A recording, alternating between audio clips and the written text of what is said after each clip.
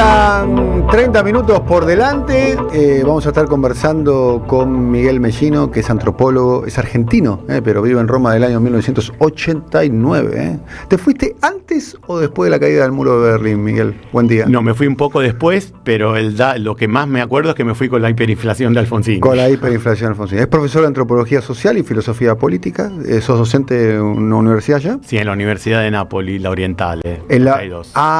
¿Vivís en Nápoles?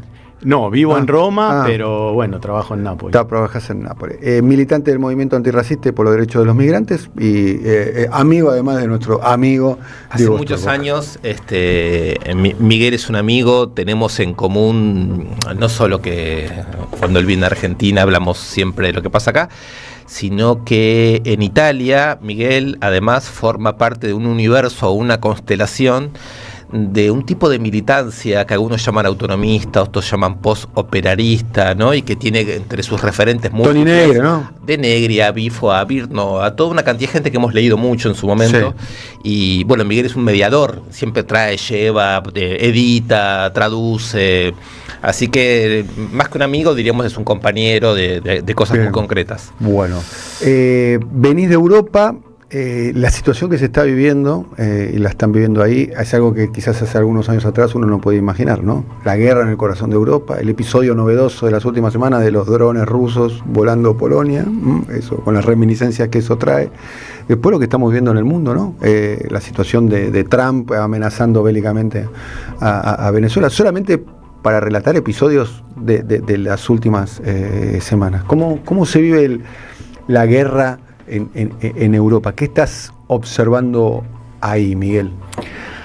Bueno, antes que nada quería agradecerles la invitación. Yo los escucho cada vez que puedo cuando estoy en Italia, así que me gusta estar acá para discutir con estas cosas con ustedes. Bueno, lo que digamos, lo primero que hay que decir, y que a veces hablando con Diego y con otros compañeros o amigos, me da la sensación como que acá no hay una... conciencia es una palabra fuerte, pero no hay como una... Sí, no hay como una idea sobre la gravedad de la coyuntura política global. Me parece que acá se vive como que el estado de guerra global y permanente es una especie de conflicto entre naciones, ¿no? Estados Unidos con Venezuela, Israel, Palestina, etcétera, etcétera. Pero en realidad no es así, esa es solo un poco la superficie, porque esta guerra viene desde adentro del sistema, ¿no? Es una guerra generada por los límites, digamos, estructurales de lo que podemos llamar el modo de acumulación global de los últimos 20, 30 años. Explica un poquito, Miguel, ¿qué quiere decir que una guerra es interna a un sistema y no entre países? Es una guerra interna en sistema porque lo que está en juego no es solamente una controversia, se dice así en castellano, geopolítica o de hegemonía global entre un país y otro. Claramente eso está también.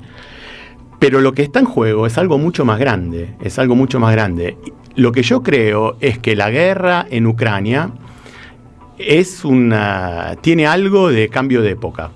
Tiene algo de cambio de época porque es como que fue posible gracias a una contingencia nueva, hegemónica, en lo que yo voy a llamar el modo de acumulación global, pensando un poco en lo que escribió Giovanni Arrighi, ¿no? en el largo siglo XX. ¿En qué sentido? En el sentido que hoy es un dato concreto, material, el hecho que hay muchas cosas que se terminaron o se están terminando. ¿Cuáles? La primera que se está terminando son los 500 años de hegemonía occidental sobre el planeta. El hombre blanco. El hombre blanco. La hegemonía del hombre blanco.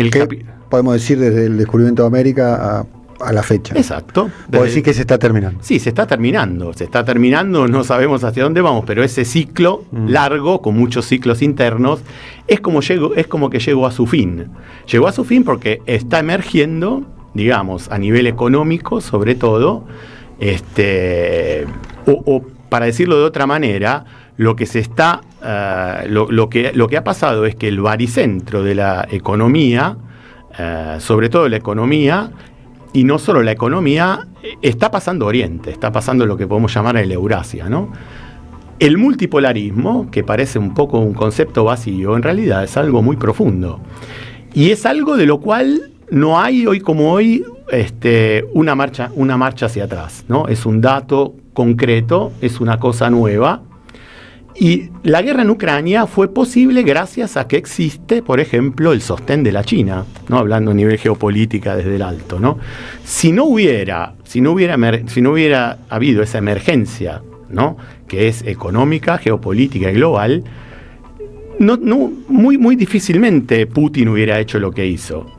Así que ese es el primer dato de hecho, ¿no? El hecho que estamos viviendo un momento de transición, me viene siempre a reír, un momento de transición global, pero atención, porque es una transición muy diferente de las otras transiciones, en el sentido que las otras transiciones que hubo en la historia del capitalismo, siempre hubo una potencia capaz de hegemonizar, ¿no? El ciclo que se abría, ¿no? Estados Unidos sobre Inglaterra. Estados Unidos sobre Inglaterra, Inglaterra sobre lo que había antes, etcétera, etcétera. Bueno, hoy como hoy, esa posibilidad no existe. Por, digamos, el nivel de interdependencia que generó el desarrollo del capitalismo a nivel global los últimos 30 años. Miguel, si te entiendo bien, lo que vos estás diciendo es que no estamos simplemente ante el paso de hegemonía de Estados Unidos a China. Absolutamente sino que no. emerge una cosa que no es hegemonizable por una potencia. No, lo que emerge es, y por esto estaba diciendo que la guerra es una especie de esencia de esta coyuntura, ¿no? Es algo, no es simplemente un conflicto que uno puede ver desde lejos, porque es algo que generó el sistema mismo, desde un punto de vista geopolítico, pero también económico, social, ecológico, etcétera, etcétera. Lo que está mostrando, digamos, este momento es que hay una saturación muy grande de lo que fue el modo de acumulación capitalista global, sobre todo el de los últimos 30 años. ¿No? Estás hablando un poquito más, pondría yo, 30 años, podría casi 50 de la guerra, de la crisis del petróleo del 72, digamos, donde se pierde el patrón oro, está la financiarización del capitalismo, la supremacía de lo financiero sobre lo productivo, ¿no? ¿No? Sí.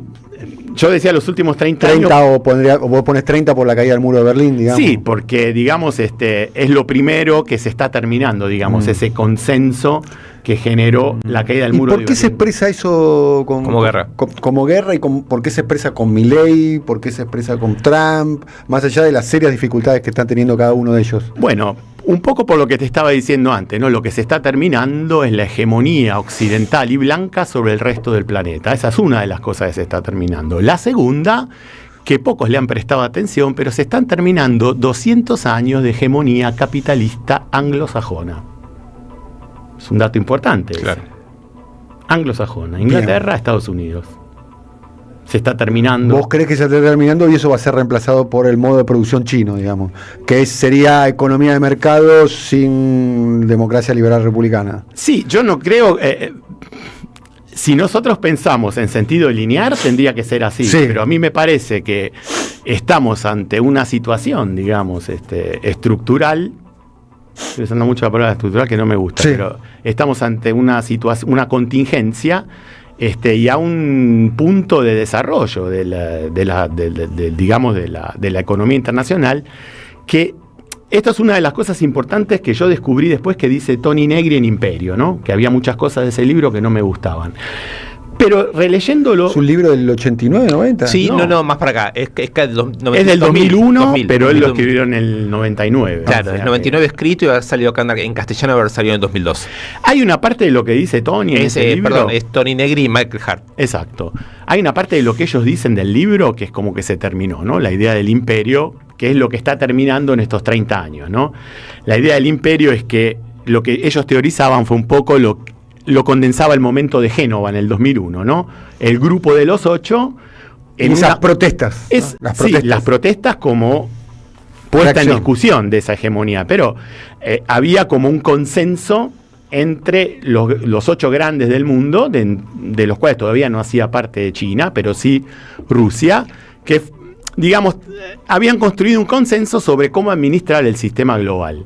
Bueno, eso se terminó con la emergencia de la China, pero una de las cosas importantes que dice ese libro es que, digamos, el capitalismo llegó a un punto de desarrollo que ninguna potencia puede ocupar por sí misma el rol hegemónico, digamos, por límites mismos de cómo se ha desplegado la acumulación a todo nivel, ¿no? A nivel horizontal, vertical, social, político, ecológico, y sobre todo económico, en los últimos, digamos, si vos querés, también después de la Segunda Guerra Mundial o los últimos 30 años. Y eso me parece importante. Eso es lo que te dice que la guerra no es algo que va a terminar mañana. Tanto es que, lo he hablado muchas veces con Diego, y una de las impresiones que tengo desde que empezó la guerra, que no tiene fin la guerra en Ucrania. No tiene final esa guerra. El único final que tiene es concederle a Rusia todo lo que pide. Algo que los países europeos, sobre todo, en realidad tampoco Trump, pero los países europeos no le van a conceder nunca, por motivos, y acá termino con la pregunta que vos me hiciste, ¿no? Lo que se está terminando es la hegemonía occidental en el globo, pero hay que pensar bien qué significa que está terminando. El hecho que está terminando quiere decir que si hay un pasaje de hegemonía, o si hay una transición o una asunción del multipolarismo, significa que, y en Europa esto se siente mucho, va a haber como una especie de redimensionamiento, me viene en italiano, redimensionamiento de los privilegios materiales, ¿no?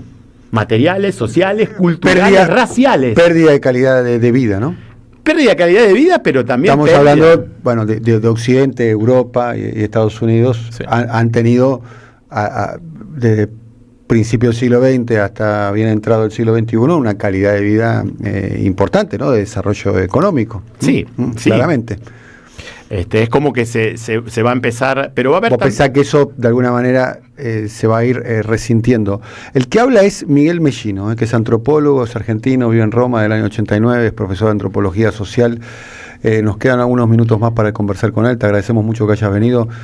Me gustaría, dos temas que no me gustaría pasar por alto y conocer tu opinión, Miguel, que es el tema migración, tema migratorio, el tema Gaza. Exacto, eso te iba a preguntar. En el contexto de lo que venís diciendo, la guerra es parte de un reordenamiento y no una excepción o una vieja rémora entre estados nacionales. ¿Qué significa Israel? ¿Qué significa el genocidio de Palestina en este contexto? ¿Qué papel cumple Israel? Bueno, Israel cumple el papel, digamos, porque Estados Unidos y Europa no dejan de apoyar a Israel. Primero hay un motivo económico, ¿no? En el sentido que, por ejemplo, Estados Unidos y Alemania son los principales exportadores de armas en Israel. Pero también lo que es cierto es que Israel es un punto de referencia muy importante a nivel de producción de logística y de vigilancia, ¿no?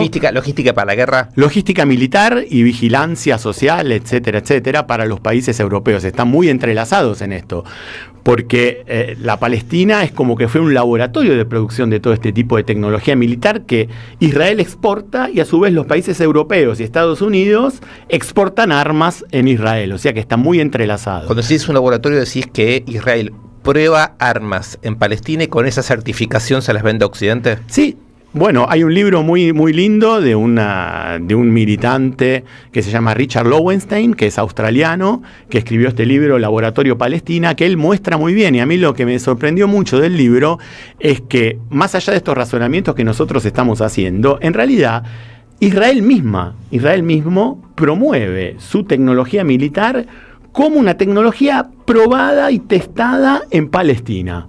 Es la garantía de la eficacia de los sistemas que vende. O sea que, ¿cómo decir? No es solamente una elucubración ideológica. Israel forma parte del complejo industrial militar de Occidente. Sí, y financiero también diría, ¿no? Porque es una palabra que generalmente... Pero me llama la atención, lo hablábamos más temprano, Diego, es las opiniones, la opinión pública internacional, las sociedades se están movilizando muy fuertemente. Bueno, a eso voy.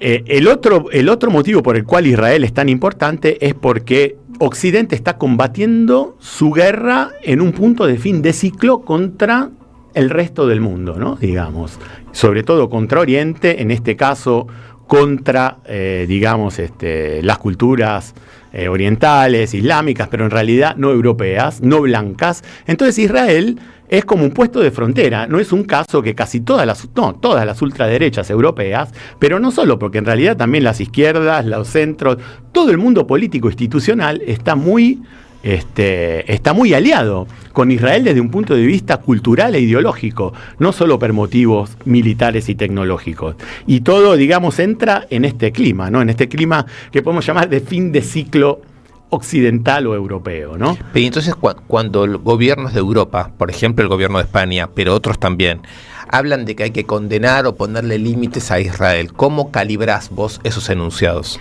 Bueno, habría que ir por partes. En España, porque Sánchez tiene una base electoral que se lo está pidiendo hace mucho. En los otros países es como que la dimensión del genocidio, la brutalidad a lo que estamos asistiendo, que es una cosa única en la historia, porque respecto al genocidio nazi, ¿no? Este genocidio está en vivo y en directo. En vivo y en directo, lo vemos esa todos los días. Esa es la novedad, ¿no? Es una cosa impresionante donde las técnicas de destrucción de una población vienen narradas de modo celebrativo de los mismos que lo llevan a cabo, ¿no? Es una cosa impresionante. Entonces, ¿qué pasa? Hace, digamos, un par de meses más o menos, que esta dimensión genocida de lo que está pasando ahí es como que ya no se puede negar. Y hay muchos gobiernos europeos, sobre todo, por ejemplo, Macron, en parte la Unión Europea, que es como que no quieren quedar pegados, ¿no? Que no quieren quedar asociados a lo que está pasando. Pero solo desde un punto de vista discursivo, porque después no hay ninguna medida concreta de sancionar a Israel en todo lo que podrían sancionarla. No hay ninguna sanción. En España están discutiendo si bloquear la exportación de armas o menos. Solo eso, pero en realidad son muchas otras cosas las que pueden bloquear. Yo trabajo en la universidad, por ejemplo, y hay muchos acuerdos entre las universidades israelíes y las universidades europeas, financiadas por la Unión Europea misma. Todo eso, nosotros hemos hecho muchas manifestaciones para interrumpir, para boicotear, ¿no? Esos acuerdos, y tuvimos siempre que luchar contra un muro de goma en las universidades, en las autoridades, institucionales, universitarias, sea locales que nacionales, en Italia, y también con niveles de represión muy grandes. Al principio no se podía hablar, no se podía hablar, no se podía decir genocidio, no podías organizar un debate en la universidad sobre la cuestión los primeros 3 o 4 meses después de octubre. ¿Y qué tenés para decir? Estamos hablando con Miguel Mellino, que es argentino, antropólogo, vive en Roma hace más de 40 años, de Meloni, de la Italia de Giorgia Meloni. ¿Qué se puede decir? Bueno, la primera cosa que voy a decir es que todo lo que tiene que ver con Meloni está muy cubierto por esta idea si es el retorno del fascismo o no es el retorno del fascismo, ¿no? Hay como una parálisis de ese tema, ¿no? Una parte, la izquierda institucional o el centro izquierda institucional quiere combatirla diciendo que, es un poco la vuelta, al menos en parte, del fascismo del pasado. Pero a mí me parece que ese debate es un poco estéril, ¿no? Porque si bien la podemos definir post-fascista, ¿no? Como en el sentido que Enzo Traverso da esta palabra, en realidad lo que está haciendo Meloni es otra cosa, que tiene que ver también en alguna medida cómo se comportó el fascismo con los grupos de poder. Lo que está haciendo Meloni es no tocar absolutamente nada a nivel económico, a nivel de las estructuras sociales y económicas que son dictadas por la Unión Europea en Europa. Ella se acomodó perfectamente a eso. No hay ningún cambio respecto, por ejemplo, a los gobiernos anteriores, mismo de Mario Draghi, que es un agente de los bancos. No hay ningún cambio en eso. Sigue todo igual.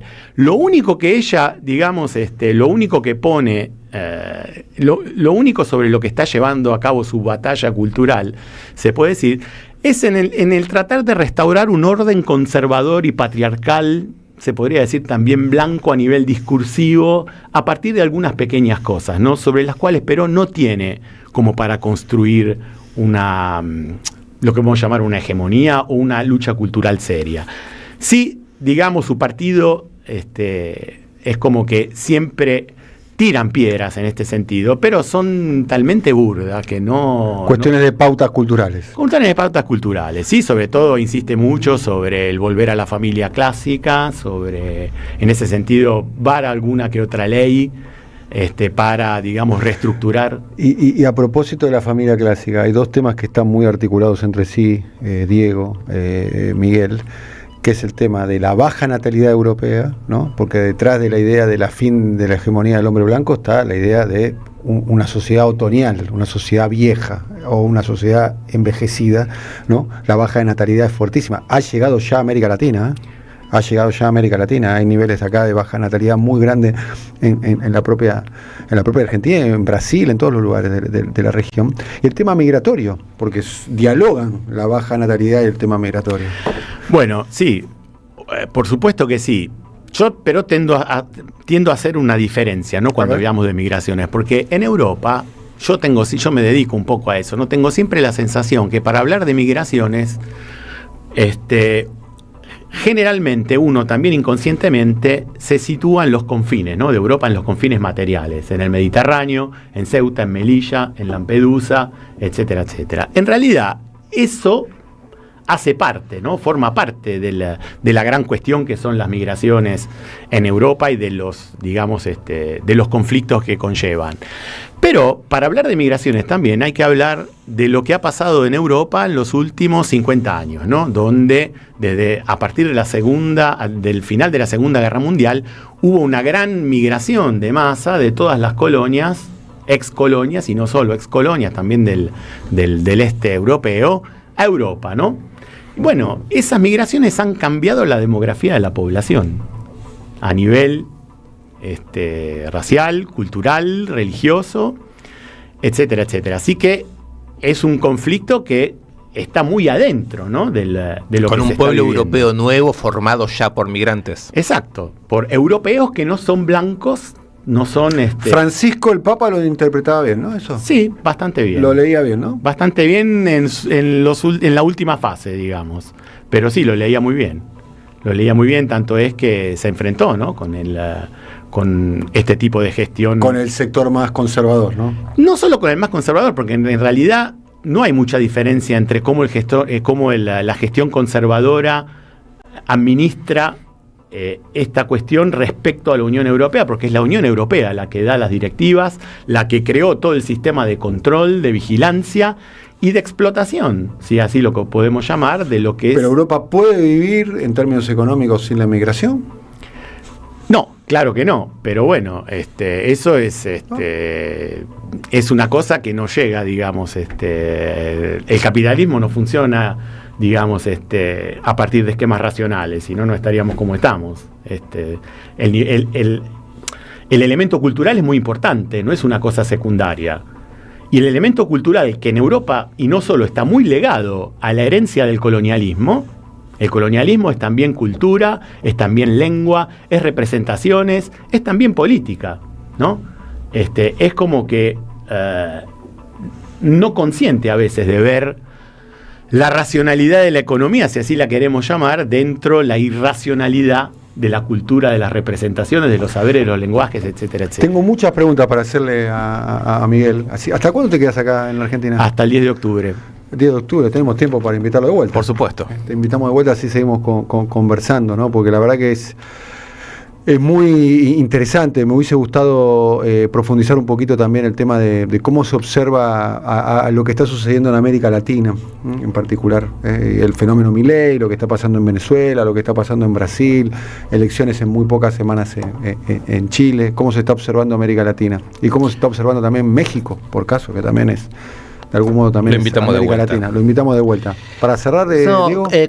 Cortito. Yo creo que el ejercicio de esta conversación con Miguel, por lo menos para mí, es la que un poco también propongo, es, de un lado, que la política argentina, como dijo Miguel al comienzo, no puede no pensar y no entender lo que está pasando en el occidente, en el que está incluida de una manera colonial o postcolonial o lo que fuera. No se puede no conocer, no pensar, no preguntar Estados Unidos, Europa, lo que está pasando en Oriente. Le falta mucho a la política argentina de incluir esos temas en la conversación, pero lo que más me interesa es lo contrario ahora, digamos, como en la avenida la dirección contraria. Me interesa si se puede pensar justamente el fin de este imperio del hombre blanco occidental como un elemento que está por debajo de lo que podríamos llamar el agotamiento del programa de Milei.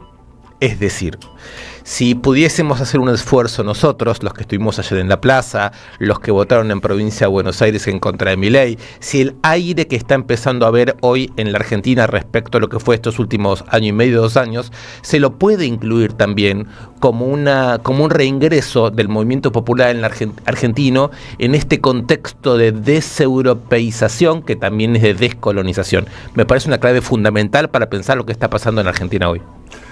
Miguel, para cerrar nos quedan unos 2 o 3 minutos. ¿Querés decir algo más? ¿Una síntesis? ¿Un epílogo? Sí, por ahí me interesaba un poco, podría decir algo respecto a lo que estaba diciendo Diego ahora, que a mí me parece, digamos, muy importante, ¿no? El pensar las dos dimensiones, porque no hay ninguna agenda política y económica que pueda prescindir, ¿no?, de la coyuntura global. ¿Cómo te colocás? También a nivel material, ¿no? ¿Qué es lo que haces económicamente? ¿Cómo generás economía? ¿Con quién? ¿Qué sistema tenés pensado? Son cosas que dependen mucho de la coyuntura que estamos viviendo, que está mostrando un agotamiento muy serio a nivel social, ecológico, cultural. Discusión pendiente económico en la Argentina. Claro. ¿No? Porque la Argentina está absolutamente absorbida en la discusión por las urgencias, ¿no? Las urgencias de, no sé, el tipo de cambio, ¿no? Acá, vos llegaste hace varias semanas acá, ¿no? Sí. ¿Llegaste hace cuánto? Llegué el 16 de agosto. Te voy a hacer la pregunta. Sí. ¿Llegaste con el dólar a cuánto? El dólar estaba 1.370 cuando bueno, llegué. ahora está 1.505, sí, digamos. ya sé. Y cuando empezó el programa estaba 1.475. Y cuando termine el programa dentro de un minuto probablemente cambie. Así que imagínate las urgencias como para que la Argentina pueda discutir cuál es el lugar de la Argentina, ¿no?, en el mercado internacional, o cómo se incorpora. Bueno, estás discutiendo del dólar. En este momento, el dólar, que todavía sigue siendo una moneda de reserva mundial, podría no serlo más de acá a muy poco tiempo. Bueno. Y cierro con una cosa que dijiste, ¿no?, cuando hablaste del oro y el dólar. Lo que te da el sentido de la transición, ¿no?, a un nivel geopolítico y económico. Estoy hablando del 72 con el fin del patrón dólar. Bueno, ahora muchos países están volviendo al oro. Están dejando el dólar. Bueno, sí. Nosotros hicimos lo contrario, fuimos a llevar el oro, ¿no? Allá. El país que más está aumentando sus reservas en oro, casualmente es China, ¿no? Es China, pero por eso el precio del oro India está, también, todo, sí. Claramente. Bueno, Miguel Mellino, antropólogo, vive en Roma del año 89, es profesor de antropología social y filosofía política, militante del movimiento antirracista, da clases en la Universidad de Nápoles, donde está Maradona, es casi una deidad ahí, sí, ¿no? Sí. ¿No? Sí, Claramente. es una especie de santo, digamos. Es una especie de santo, ¿no? Lo amo. Casi Diego. Dios, no santo. Acá Miguel es de Rosario Central. Acá Miguel es de Rosario Central, Sí. como Mario Antonio Santucho. Como nuestro querido Exacto. amigo Mario Antonio Y Santucho. como Che Guevara, ¿no? Che Guevara dice que También. era. No, dicen no, era. Dicen que era. Los de Era, Rosario era. afirman, el resto sospecha. El resto sospecha, como dicen que Messi era de River. Así que es. de River. No, eso sí es real. Sí, muy bien.